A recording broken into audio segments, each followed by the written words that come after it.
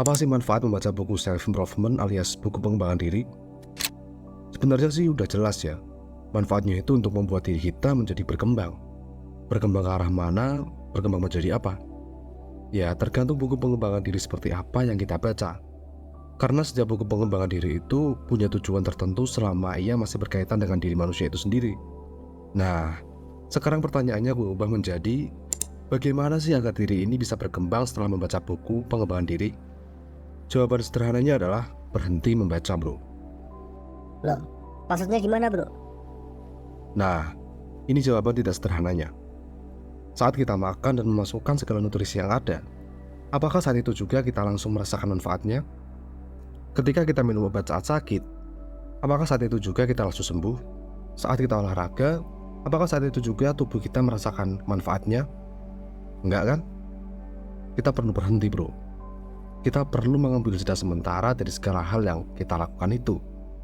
Itulah kenapa dalam menjalani kehidupan ini, secara alamiah kita membutuhkan tidur.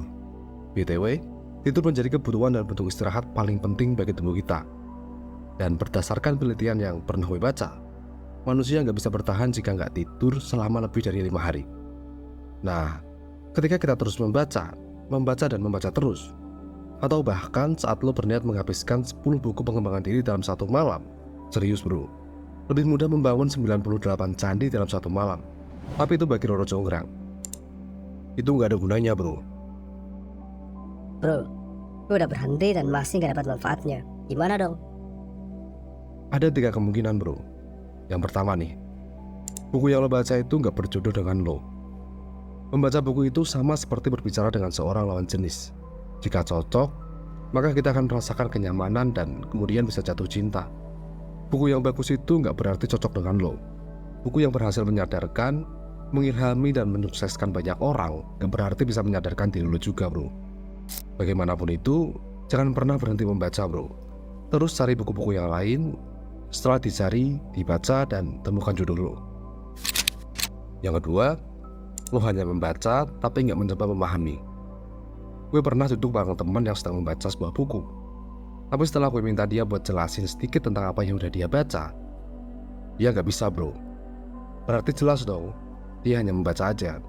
Hanya merangkai huruf demi huruf menjadi suku kata. Suku kata menjadi kata menjadi kalimat, dan kalimat menjadi paragraf. Jadi ya, dia nggak tahu, nggak bisa memahami apa yang sedang dia baca. Yang ketiga, berhenti membaca dan tidak berbuat apa-apa. Berhenti membaca itu bukan berarti lo hanya diam tanpa ada aksi atau tindakan atas apa yang sudah lo baca. Berhenti membaca berarti mengambil waktu untuk istirahat, kemudian memikirkan dan menelaah kembali apa yang lo baca tadi. Akan lebih bagus jika lo mencoba mengkajinya lebih dalam, membandingkannya dengan buku yang serupa, atau mempertanyakan apakah ide yang ditawarkan itu tepat dan pas buat diterapkan dengan kehidupan lo yang demikian. Sebenarnya gak ada yang bisa membuat kita berubah dan berkembang kecuali diri kita sendiri.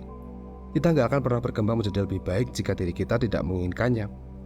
Membaca buku pengembangan diri, nonton video motivasi kehidupan, mendengarkan podcast yang bergizi, itu semua cuma sekedar input buat diri kita bro. Dan akan menghasilkan output apabila kita sudah mengizinkannya masuk untuk diproses dan dikaji di dalam pikiran yang penuh kesadaran. Tubuh lo gak akan pernah bisa bugar dan atletis hanya dengan nonton cara olahraga yang baik. Perut lo juga gak akan pernah kenyang hanya dengan duduk diam menatap layar handphone itu. Jadi, mari kembangkan diri kita agar menjadi lebih maju demi hidup yang lebih baik. Terima kasih sudah nonton video ini sampai akhir. Jangan lupa buat like, komen, dan subscribe supaya kalian gak ketinggalan video seru berikutnya. Sekian dari gue, tetap positif dan semoga bermanfaat bro.